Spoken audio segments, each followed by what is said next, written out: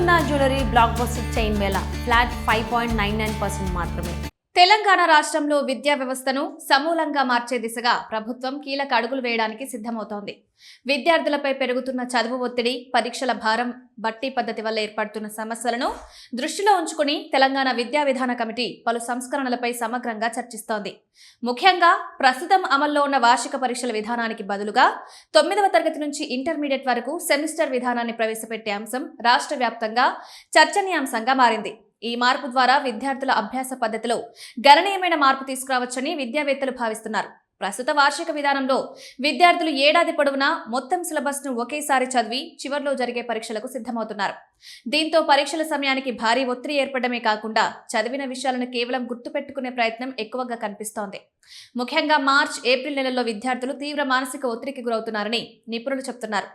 ఈ పరిస్థితిని మార్చడానికి సెమిస్టర్ విధానం సమర్థవంతమైన పరిష్కారమని కమిటీ భావిస్తోంది.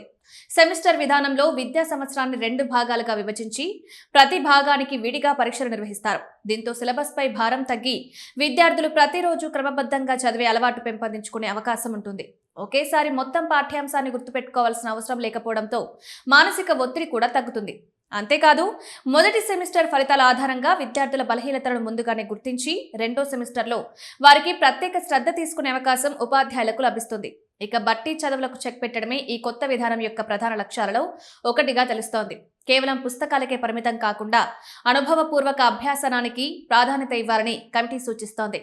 దీనిలో భాగంగా పాఠశాలలో ల్యాబ్లను ఆధునీకరించి సైన్స్, మ్యాథ్స్ వంటి సబ్జెక్టులను విద్యార్థులు ప్రాక్టికల్ రూపంలో నేర్చుకునేలా చేయాలని ప్రతిపాదిస్తున్నారు.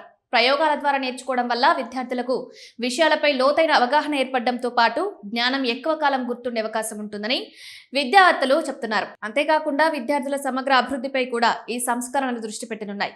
కేవలం మార్కులకే పరిమితం కాకుండా నైపుణ్యాల పెంపు, కమ్యూనికేషన్ స్కిల్స్, విశ్లేషణాత్మక ఆలోచన, సమస్య పరిష్కార సామర్థ్యాలను పెంపొందించే విధంగా బోధనా విధానాన్ని మార్చే ప్రయత్నాలు జరుగుతున్నాయి.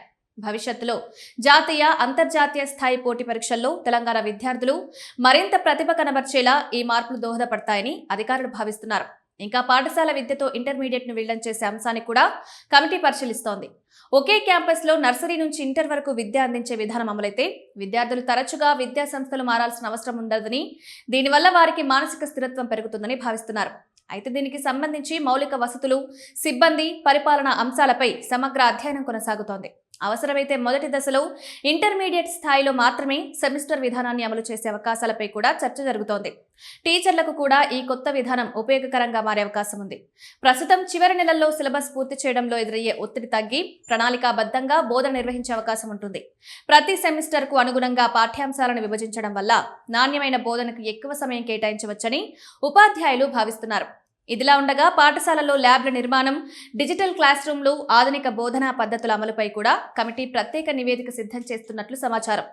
విద్యార్థుల్లో సృజనాత్మకతను పెంపొందించడం, టెక్నాలజీ వినియోగాన్ని ప్రోత్సహించడం, ప్రాక్టికల్ నాలెడ్జ్ ను పెంచడం వంటి అంశాలకు ప్రాధాన్యత ఇవ్వాలని ప్రభుత్వం భావిస్తోంది. ఈ ప్రతిపాదనలు అమల్లోకి వస్తే తెలంగాణ విద్యా వ్యవస్థ దేశంలోని ఆదర్శవంతమైన నమూనాగా నిలిచే అవకాశం ఉందని విద్యావేత్తలు అభిప్రాయపడుతున్నారు. విద్యార్థుల మానసిక ఆరోగ్యాన్ని కాపాడుతూ ఒత్తిడి లేని విద్యను అందించడమే కాకుండా భవిష్యత్ సవాళ్లను ఎదుర్కొనే సామర్థ్యాన్ని కూడా ఈ విధానం పెంచుతుందని వారు చెప్తున్నారు.